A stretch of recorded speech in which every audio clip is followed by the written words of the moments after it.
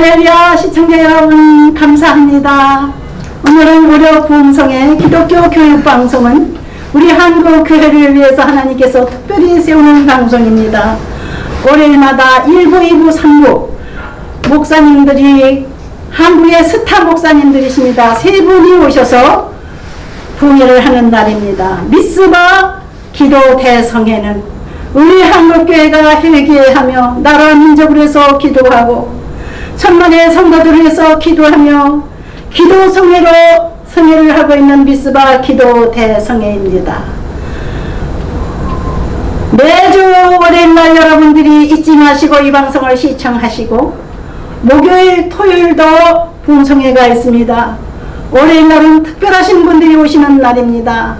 한국에서 엄청난 큰일을 하시다가 이제 하나님이 마지막에는 목사로 물론 목사로서 우리 한국교회에 따뜻한 사랑을 전파해 주시면서 노인들을 돌보시는 김호일 목사님이십니다. 김호일 목사님은 대한민국의 중앙회장 생명나무교회 담임이십니다. 김호일 목사님께서는 국회의원으로서 14대, 15대, 16대, 3대 국회의원으로 나라를 위해서 봉사하시다가 이제 마지막으로 주님만을 위해서 일하시며 하나님이 특별한 사명을 주셔서 노후에 노인 친구들을 기쁘게 해드리는 귀한 목사님이십니다. 오늘 오셔서 주실 메시지는 요한복음 11장 29절입니다. 은혜 받을 제목은 어린 양을 통한 하나님이 죄 사함의 섭리, 이런 제목입니다. 사회자가 메시지를 봉독하겠습니다. 요한복음 1장 29절입니다.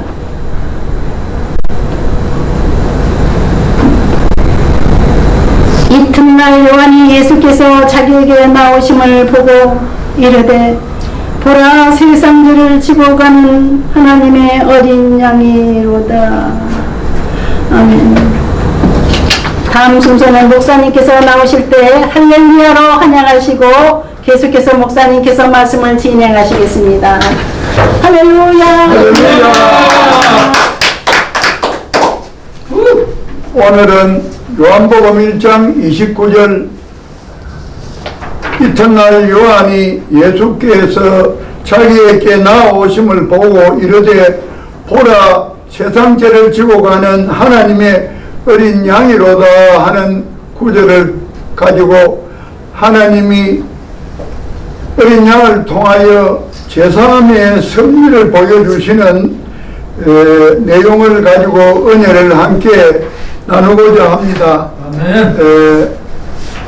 옛날에 제사장 사가랴가 제전에서 계실 때에 천사가 너 안에 엘리사벳이 임신을 해서 애를 낳을 것인데 그 아이 이름을 요한이라 해라고 했습니다.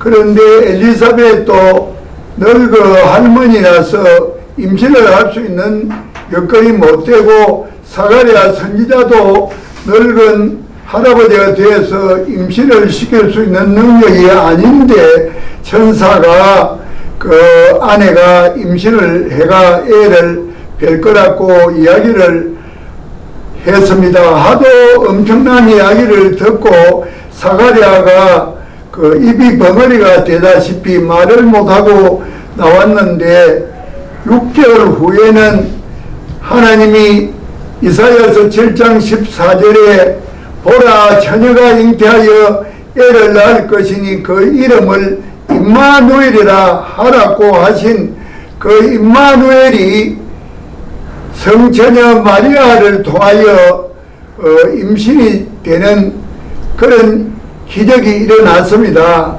그래서 약혼자 요셉이가 자기하고 동침한 일도 없는데 임신을 하게 되니까 혹시 잘못돼 가지고 그 당시 구약 시절에 가늠을 한 여인은 돌로 쳐 죽이는 그런 일이 있기 때문에 매우 당황하여 낙태를 시키려고 결심을 하는데 천사가 꿈에 나타나서 하나님의 섭리로 인하여 마리아가 임마누엘 예수 그리스도를 태어나도록 하나님이 역사하신 것임을 알려줍니다. 그래서 요셉이가 오해를 풀고 성처녀 마리아가 임마누엘을 탄생시키는 일을 협조를 하게 되는데, 예수님이 이 땅에 오신 이유는 우리 인간이 에덴 동산에 있을 때에 동산에 있는 각종 나무 열매를 임의로 다 따먹어도 좋으나 선악을 알게 하는 나무 열매만은 따먹지 마라. 그거를 따먹는 날에는 너희가 반드시 죽을 것이라고 하나님이 당부를 하셨는데, 그 말씀을 사탄의 게임에 빠져가 하와가 하나님과 같은 분별력과 지혜를 가지게 되는 것을 하나님이 시거해서 그게 과일인데 먹어가 죽는다고 했으니까 먹어도 과일인데 어째 사람이 죽겠냐. 그래 그 과일을 먹고 하나님과 같은 수준의 지혜를 가져봐라는 그런 유혹에 하와가 빠져서 하나님이 선악을 알게 하는 나무 열매를 따먹으면 반드시 죽는다고 한 그 말을 깜빡하고 사탄의 게임에 빠져가지고 선악을 알게 하는 나무 열매를 따먹고 그와 같이 한 남편인 아담에게도 주어서 함께 그를 먹음으로 인해서 하나님의 말씀을 불순종한 명령불복족의 죄를 범했습니다. 우리가 군대에서도 전쟁을 하기 위해서 군율에 의하여 분대장이나 소대장이 돌격 명령을 내리면은 누구든지 죽음을 무릅쓰고 앞으로 돌격을 해야 되는데, 돌격을 하지 않고 멈추어 서 있는 사람은 분대장이나 소대장이 재판도 없이 뒤통수를 총으로 쏘아서 죽일 수 있는 그런 권한을 갖고 있습니다. 전쟁터에 돌격 명령이 내렸는데도 앞으로 나가지 않으면 전쟁이 되겠습니까? 그래서 전쟁터에서 명령을 어기는 사람은 사형 집행을 당하는, 재판도 없이 사형을 당하는 그런 군율이 있듯이 하나님의 지엄하신 당부를 어기는 사람이야 당연히 죽어마땅한 그런 죄를 짓는 것입니다. 그것이 바로 우리가 안고 있는 원죄로서 우리 인간은 모두가 태어날 때부터 그 원죄를 지는 유전자를 안고 태어납니다. 그 죽어야 되는 그런 죄를 지었기 때문에 우리 인간은 살아가면서 늘 죽음에 대한 공포 때문에 강도를 만나도 목숨만 살려달라고 싹싹 빌면서 그만 보하는 다가지 가들어 내 목숨만 살려달라 하듯이 사람이 죽음에 대한 공포에 시달리는 그런 생활을 하게 됩니다. 그래서 우리가 그 원죄로 인해서 또 자범죄도 짓게 되기 때문에 로마서 7장 19절에서 20절에 내가 선한 행동을 하고 싶다고 마음을 먹었으나 지나고 나면은 결과가 또 악한 일을 하게 되고 많은 경우가 많습니다. 그럴 때에 너가 악한 일을 한 것은 너가 아니고 너 안에 있는 죄가 그렇게 했다고 이야기를 합니다.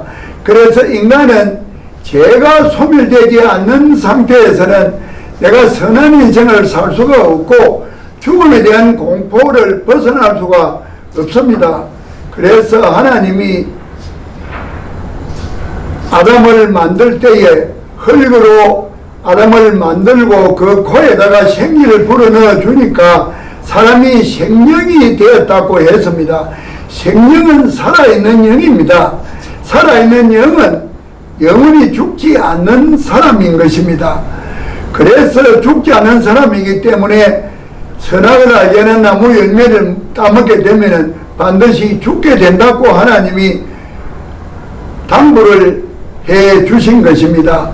그런데 그 당부를 어기고 죄를 지었기 때문에 이 인간이 죄사함을 받지 않고는 하나님의 사람으로 회복될 수가 없습니다.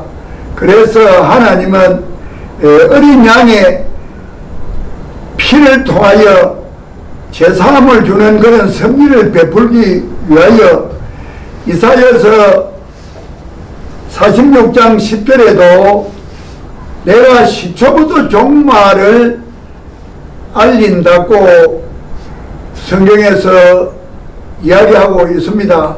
그래서 창세기 4장에 아담과 하와가 동침을 해가 가인과 아벨을 낳았는데 가인은 농사를 지었고 아벨은 양치는 직업을 가졌는데 세월이 지나 두 사람이 자기의 소산을 가지고 하나님께 제사를 올렸는데 가인은 농산물을 푸짐하게 차려가 제사를 드리고 아벨은 양치기이기 때문에 양의 첫 새끼와 그 기름으로 제사를 드렸는데 우리가 육신으로 보기에는 빈약하고 보잘것없어 보이는 아벨의 제사를 하나님이 연락하셨습니다. 푸짐하게 지냈던 가인은 자기 제사를 하나님이 받아주지를 않으니까 매우 분노하고 질투를 해가 어느 날 들판에서 자기 동생 아벨을 돌로 쳐 죽이는 그런 살인죄가 일어났습니다. 그러니까 하나님은 아벨의 양의 첫 새끼와 그 기름으로 드리는 제사를 기뻐 받으셨는데 그 제사를 받으시는 것은 이미 어린 양을 통한 하나님의 섭리를 보여주는 그런 장면이라고 우리가 생각할 수가 있을 것이고, 양을 치는 사람은 농사를 짓는 사람하고 다르게 헌신봉사의 삶을 삽니다. 양떼를 푸른 초장으로 이끌고 먹이를 배불리 먹도록 하고, 그 양떼를 노리는 늑대나 사자를 자기 목숨을 바쳐가면서 물리쳐서 양떼를 보호해주고, 목이 마르면 시냇가로 인도를 해서 또 물을 마시게 해주는, 오로지 양을 위해서 헌신봉사하는 그러한 목자의 삶을 우리에게 살아나는 교훈을 준다고도 할 수가 있을 것입니다.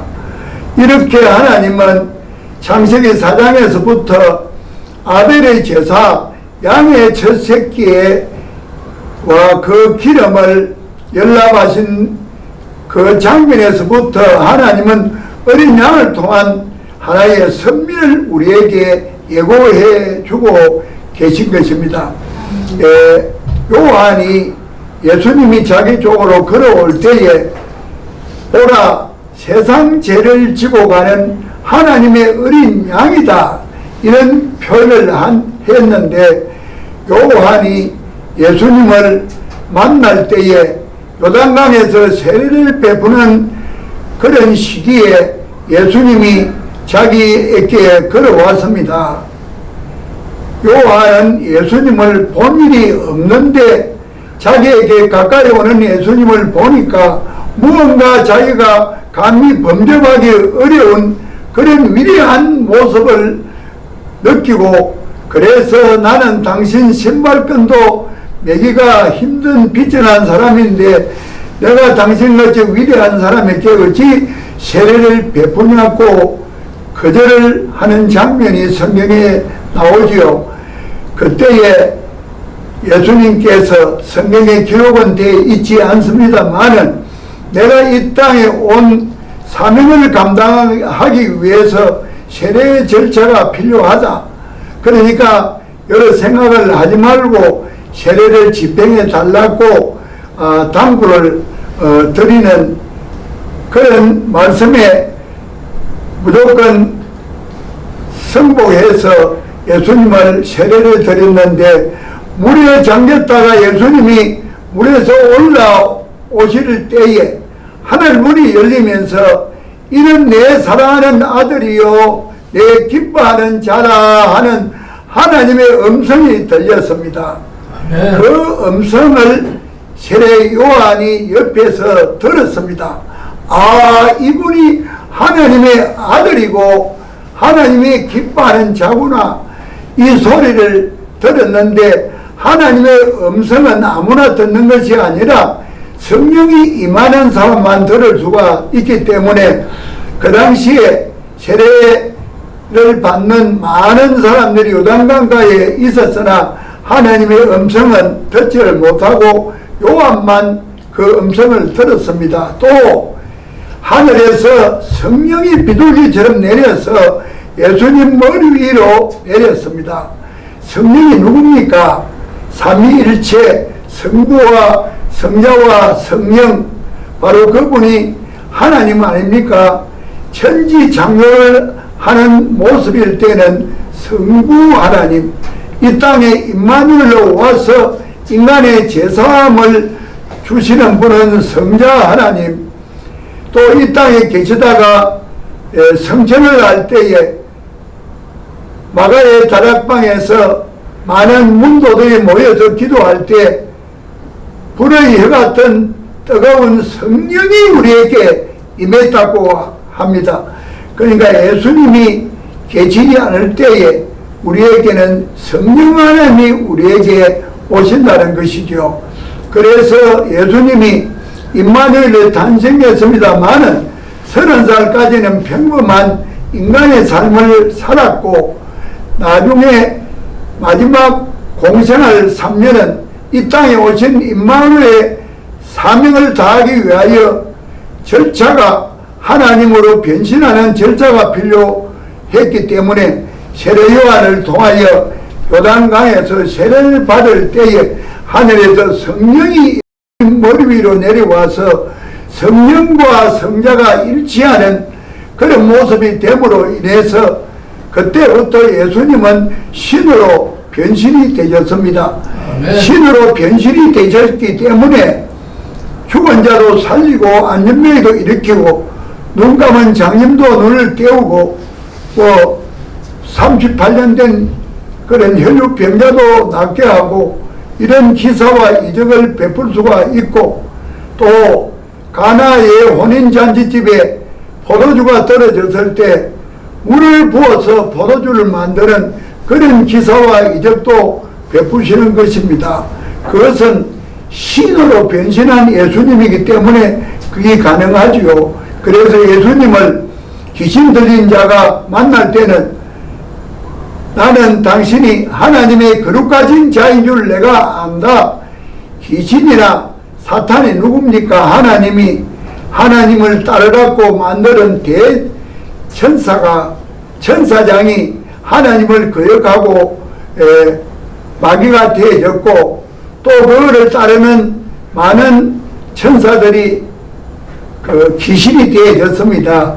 그래 그 사람들이 선한 사람을 괴롭히는데 그 사람은 하늘에 있다가 하나님을 배신한 사람이기 때문에 하늘나라의 하나님의 역사를 잘 알기 때문에 귀신 들린 자들은 성경 도처에서 나는 당신이 하나님의 아들이고 나사렛 예수라는 걸 안다고 말씀을 하시고 예수님이 그 아이에게 썩 물러가라 하면은 귀신이 빠져나가고 귀신이 빠져나가니까 격려를 일으키는 이런 모습들을 성경에서 우리가 많이 볼 수가 있는데 하나님이 하늘에서 인간을 많이 창조를 했습니다만은 모두가 우상 숭배에 몰두하고 하나님을 섬기는 사람이 없어 매우 안타깝게 생각하던 중에 갈대아 우르에서 자기 아버지가 주물공으로서 그 당시에 모든 사람이 우상을 숭배하니까 우상을 주먹만한 만들어 가지고 팔로 다니는데 아브라함도 자기 아버지가 우상을 만들어 놓은 것을 목구멍이 포도청이라고 팔아야 또 밥술을 얻어먹으니까 자기 아버지가 주물로 만드는 우상을 팔러 다녔습니다. 그러면서 아브라함은 속으로 어딘가 참 하나님이 계실 것 아닌가, 우리 아버지가 만드는 이런 쇳덩어리가 어찌 신이 될 수가 있나, 그런 생각들을 하니까 하나님이 하늘에서 보니까 자기를 갈망하고 자기의 존재를 인정하는 한 사람을 발견을 해서 기뻐하셔서 저 사람을 통하여 내가 하나님의 백성을 널리 번지도록 해야 되겠다.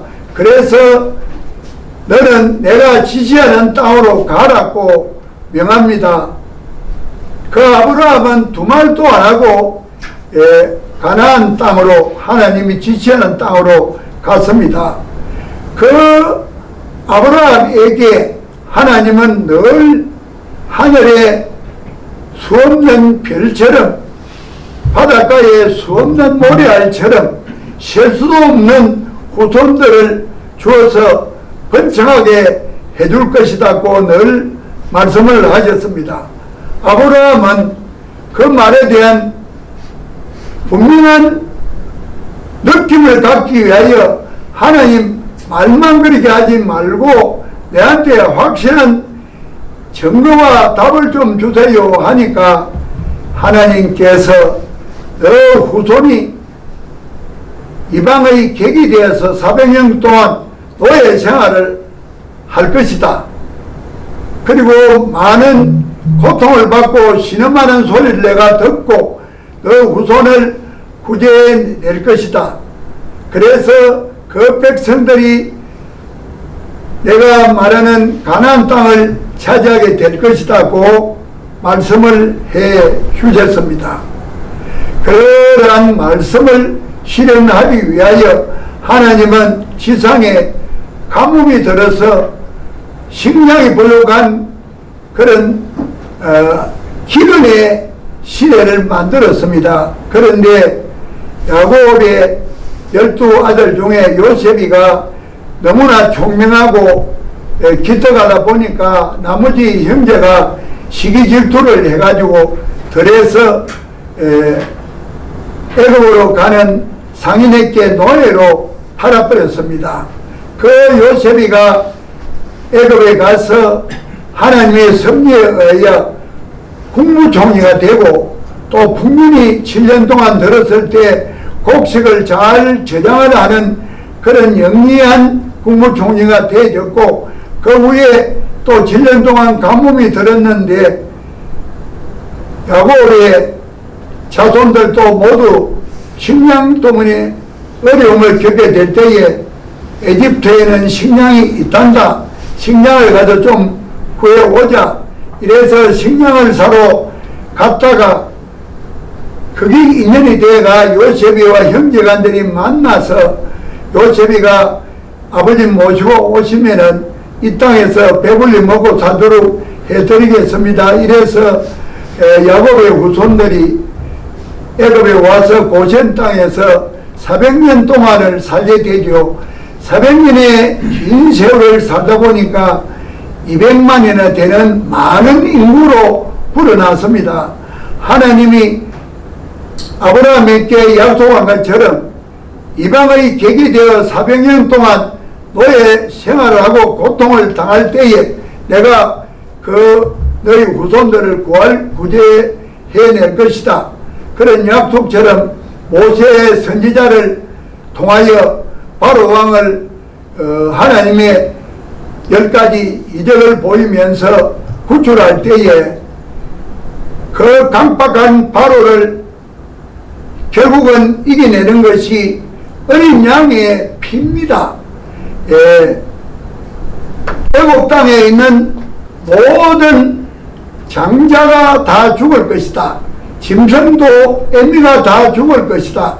그러나 양의 피가 문 임방과 문 설주에 묻어 있는 집은 악귀가 피해갈 것이다. 아멘. 그래서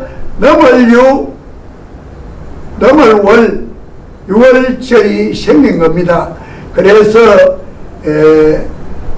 애굽에 1년 된 흠없는 수컷 양을 저녁에 잡아서 먹고 그 피를 문 임방과 문 설주에 발라라.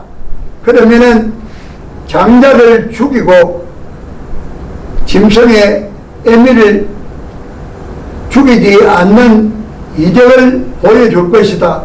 그래서 이스라엘 백성들은 고센 땅에서 양을 먹고 양의 피로서 문 임방과 문 설주에 발라서 바로 왕도 자기의 아들이 죽고 애굽의 모든 집집마다 장남이 죽고 큰 짐승이 다 죽는 그런 난리가 나서 대성통곡 눈물바다가 되어졌는데 고센 땅에 이스라엘 사람들은 아무도 그런 피해를 입지 않습니다. 바로가 자기 아들마저 죽는 걸 보고 자기 부인이 남편에게 따지하고 하니까 굴복을 해가지고 모세로 하여금 너 백성을 이끌고 가라고 해서 그 400년 동안 이방에 놓여가지고 객이되었던 이스라엘 백성을 어린 양의 피로 인해서 자유의 몸을 만들어 주신 것입니다. 그래서 성경에서 어린 양의 역할이 노예에서 자유인으로 만들어주는 그런 역할을 처음에 유월절 양이 그 역할을 했습니다. 그 이후에 모세가 이스라엘 백성을 200만이나 이끌고 일주일이면은 가나안 땅으로 바로 갈 수가 있는데 하나님이 광야로 인도를 하도록 만들고 또 홍해 바다를 건너는데 바닷물을 갈라서 사람들이 무사히 건너도록 하나님의 위대함을 또 보여주시고 그래서 광야에 들어와서 40년을 사는 동안에 애굽에서 살 때에 금송아지를 지키고 믿는 그런 우상 숭배에 젖어 있는 이스라엘 백성들을 하나님이 자연사하도록 그 당시는 인간이 한 60 정도면은 다 죽습니다. 그러니까 광야생활 40년을 하다 보면은 청장년들은 60이 넘어가지고 모두가 자연히 죽게 되지요. 그래서 광야에서 새로 태어나가지고 십계명의 훈련을 받고 자란 하나님의 새로운 백성을 교체를 시킨 겁니다. 그래가지고 하나님은 그 백성들에게 제사함을 주는 훈련을 시키기 위해서 일단은 십계명이라는 법을 먼저 줍니다. 우리가 행위가 고약한 사람이 있더라도 법을 위반하지 않을 때는 처벌을 할 수가 없습니다. 법을 위반해야 범법자로 처벌을 합니다. 그러니까 법이 없는 시절에는 개망령의 짓을 하고 못된 짓을 해도 그거는 도덕적으로 지탄을 받기는 받지만은 법을 위반한 사람이 아니니까 처벌을 할 수가 없는 겁니다. 그래서 하나님은 율법 십계명을 주어서 법을 인식시키고 법을 통하여 죄인을 이해하고 인식하도록 만들었습니다. 그리고 죄를 인식한 사람은 그 죄를 또 용서하는 방법을 제사장이라는 제도를 두고 성소와 지성소를 두어 가지고 제사장이 죄를 지은 사람에게는 짐승의 피를 가지고 제사를 지냄으로 인해서 그 죄가 사해진다는 것을 훈련을 했습니다. 이러한 훈련은 영원한 멜기세덱의 반차를 타고 영원한 제사장이 될 예수 그리스도가 피를 흘려 제사함을 줄 수 있다는 그런 과정을 우리에게 예고편으로 보여준 것이 바로 율법이고 제사장 제도고 성소와 지성소의 제도인 것입니다. 또 성소와 지성소에는 아주 두꺼운 가죽으로 망이 쳐져 가지고 지성소 안에는 대제사장 외에는 들어갈 수가 없고 대제사장도 1년에 한 번을 정결한 상태에서 들어가서 하나님께 큰 죄를 사는 그런 절차를 밟았습니다. 그런데 예수님이 이 땅에 오신 이유는 원죄와 자범죄를 청산해주고 내가 죄인인 이 원인을 해소해 주어서 죽음에 대한 공포에서 이겨나고 죄인에서 의인으로 변할 수 있도록 만들어 주기 위해서 임마누엘로 약속한 하나님이 이 땅에 성자 하나님으로 오신 것입니다. 그러면은 죽음 마땅한 사람은 반드시 그 죄값으로 죽어야만이 그분의 죄가 청산이 될 수가 있습니다. 예를 들어서 어떤 분이 사업을 잘 하면서 직원들이 많은데 옆에 있는 그 식당에 직원들이 단골로 식사를 하면서 한 달에 한 번씩 결제를 했습니다. 그래가 꾸준하게 그 가게가 그 회사로 인해서 사업을 잘하고 장사를 잘했는데 IMF 위기라는 게 닥치니까 그 예상값을 갚지 못하고 회사가 부도가 났어요.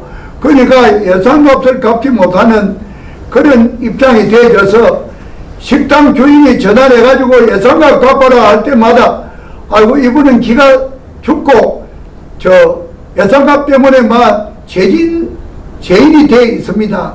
그래서 늘 걱정 근심이 많은데 어떤 분이 저 박 사장이 저 식당의 예상값 때문에 맥을 못 추구나 그래서 자기가 돈을 넉넉하게 벌은 사람이 대신에 식당에 가서 박 사장 예상값 얼마입니까? 1,000만 원 대신에 내줬습니다.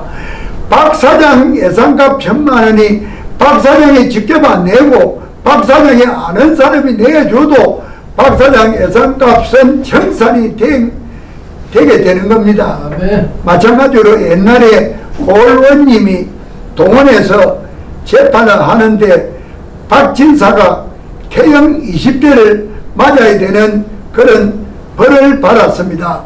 박 진사가 양반이 태형 20대를 맞으려 하니까 정신이 없어요. 그래 집에 와서 머선배를 모아놨고 나 대신에 고을원님한테 가서 태형 20대를 맞을 사람 내가 전답을 주어서 보상을 할 테니까 손들어 봐라 하면 머선배는 니네 할 것 없이 내가 막 20대 맞고 전답을 받아가 잘 사는 게 더 좋으니까 서로 그냥 맞으러 갈라 하지요. 그러면은 그 중에 튼튼한 머선을 하나 대신에 보냅니다. 그러면은 이방한테 찾아가서 박진사 태형 20대를 내가 맞으러 왔습니다. 이러면은 이방은 장부책에 있는 박진사 태형 20대 거기다가 맞았다고 동그라미 치고 형태를 묶어놓고 매우 쳐라 이래가지고 그 머슴이 20대를 맞습니다. 박진사가 맞아야 될 20대의 태형을 박진사 집에 있는 머슴이 맞아도 박진사가 맞은 것으로 해결되듯이 예상값이나 죄나 벌은 다른 사람이 대신에 져줄 수가 있다는 것입니다. 아멘. 그래서 예수님이 이 땅에 오신 이유는 임마누엘이 뭡니까? 하나님이 인간과 함께 하기 위해서 온다. 하나님이 인간과 함께 하기 위해서 오시는 이유는 원죄를 지어서 죽음 마땅한 이 죄를 탕감해 줘야만이 인간이 회개하고 새로운 의인으로 변화가 올 수가 있기 때문에 그 역사를 하기 위하여 이 땅에 오신 분이 바로 예수 임마누엘의 화신이지 않습니까? 그래서 예수님이 십자가에 못 박혀 돌아가실 때에 다 이루었다고 했습니다. 다 이루었다는 것은 내가 이 땅에 죄를 사해 주기 위해서 온 이 사명을 다 이루었다는 겁니다.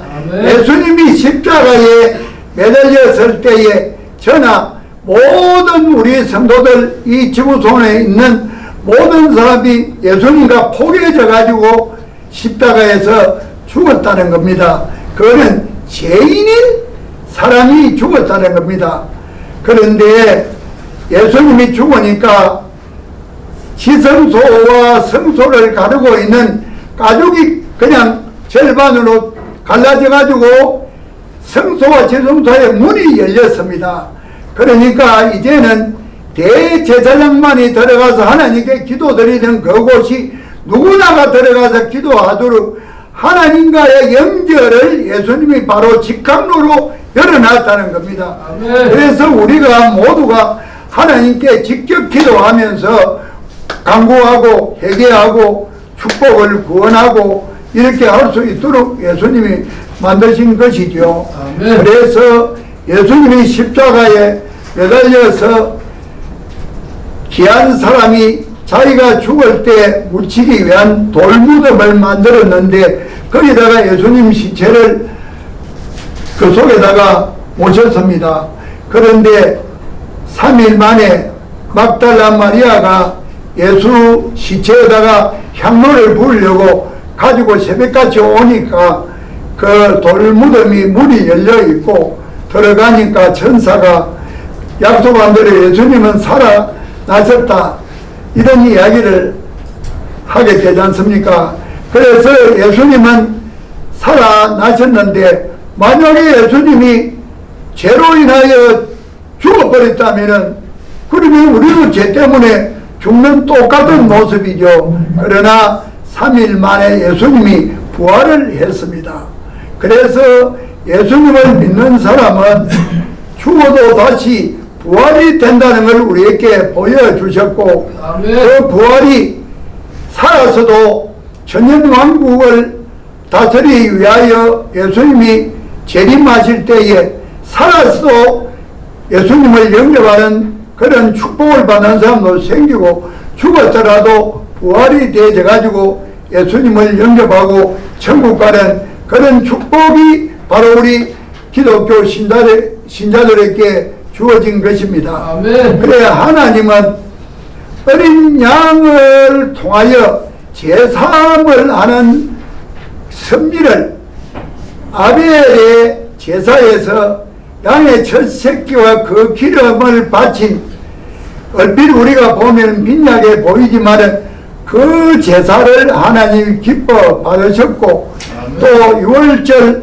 노예에서 해방시킬 때도 양의 피가 문 임방과 설주에 묻혀진 집은 하나님이 죽임을 면하도록 해주는 축복을 주시고 그래서 우리를 노예에서 자유인으로 해방시켜 주시고 예수님이 십자가에 매달려서 흘린 보혈의 피로 우리는 사망에서 영생할 수 있는 몸으로 변화가 되는 그런 축복을 받은 겁니다. 아멘. 그래서 기독교는 바로 영생의 종교, 예수님의 그 죽음의 보혈의 피가 바로 사망을 이길 수 있는 영생으로 인도하는 죄인을 죄가 없는 의인으로 만들어주는 그런 역사가 바로 어린 양의 제사함의 섭리의 초점입니다. 아무쪼록 우리 기독교는 하나님께서 시작부터 종말을 보인다는 이사야서 46장 10절 말씀처럼 창세기 4장에서 아벨에 드리는 양의 첫 새끼와 그 기름을 기뻐 받으셨고 또 6월절 양의 피가 묻혀 있는 문임방과 문설주에 묻어 있는 그 집은 장자를 죽이지 않는 축복을 주어서 바로 왕의 강박한 그러한 완고함을 이기고 자유인으로 이스라엘 백성을 인도해내고 그 후에 예수님이 우리를 제사함을 해주는 그런 것을 하나님은 광야에서 율법과 제사장 제도를 통하여 제사함을 주는 교육을 시킨 후에 예수 그리스도께서 십자가에 매달려서 임마누엘 오신 목적이 우리의 인간의 원죄와 자본별을 탕감시키러 왔는데 그러한 역할을 다 이루었다고 말씀을 하시면서 운명을 하시고 또 그때에 지성소와 성소에 가로막고 있는 가죽막을 갈라 제껴서 누구든지 하나님과 직통으로 기도할 수 있는 그러한 예레미야 33장 3절에 있듯이 부르짖으라 내게 부르짖으라 내가 듣고 응답하겠다는 그러한 하나님과의 직함로가 연결되어지는 축복을 우리가 받았습니다. 아무쪼록 어린 양을 통한 하나님의 제3의 섭리를 우리가 가슴에 새기면서 예수 그리스도의 그 순결한 보혈의 나를 사망에서 건져내고 죄인에서 의인으로 변화시켰다는 것을 확신하면서 할렐루야 예수님과 하나님을 찬양하는 거룩한 성도 여러분이 되기를 간절히 소망해서 오늘 어린 양을 통한 하나님의 제3의 섭리라는 제목으로 요한복음 1장 29절 보라 세상 죄를 지고 가는 하나님의 어린 양이라고 세례 요한이 이야기하는 그런 모습을 통하여 은혜를 함께 나누었습니다. 감사합니다. 아멘.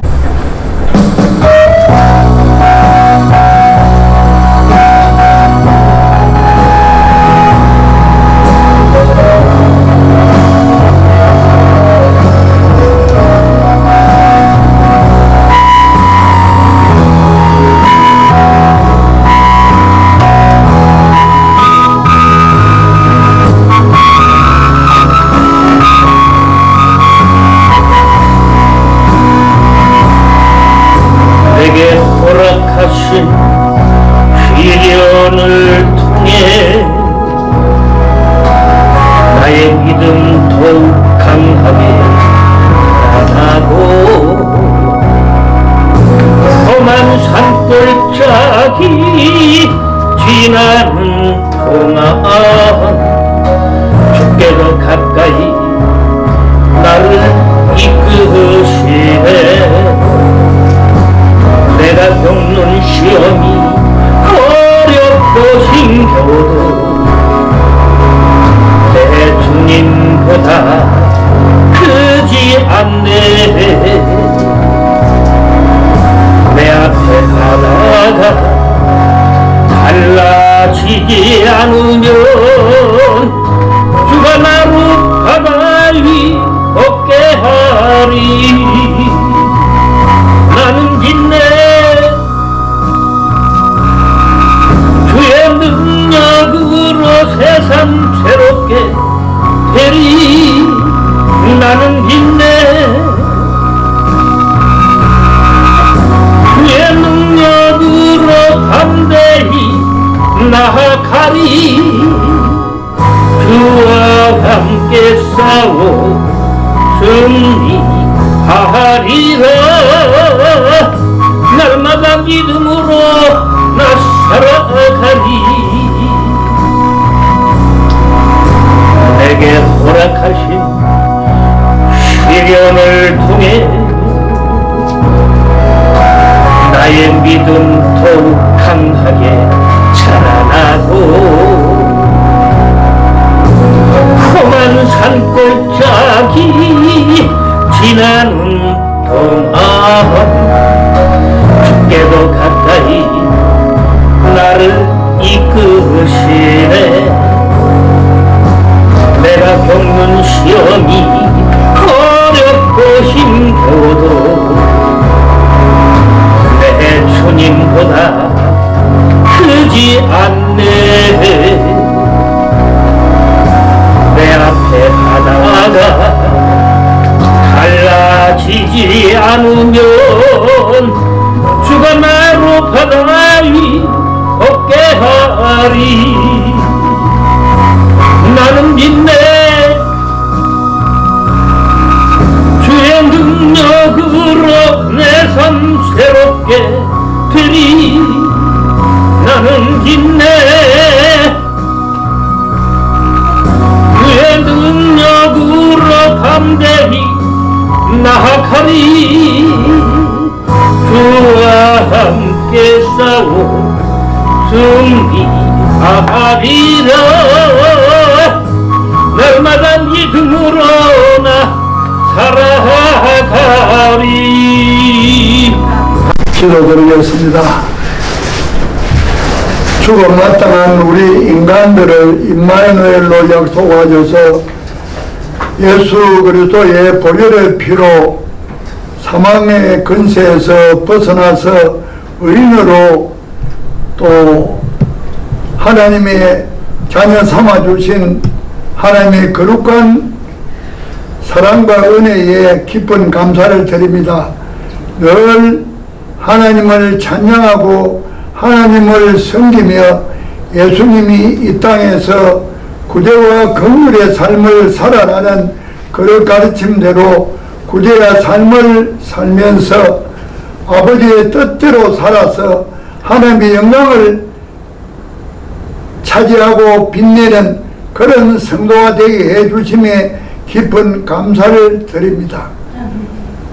지금은 길이요 진리요 생명이신 예수 그리스도의 크신 은혜와 독생자 예수 그리스도를 이 땅에 보내셔서 우리를 죄와 사망에서 구원해 주신 만극하신 하나님의 크신 사랑과 보혜사 성령님의 감화감동 역사하심이 오늘 방송 설교를 통하여 하나님의 복음을 전파하는 미스바 선교회에 예배 드리는 모든 하나님의 백성 머리 위에와 그들의 가정 위에와 그들의 일터 위에와 이 나라와 이 민족과 세계의 만방까지 영원토록 함께 하시릴지어다. 아멘.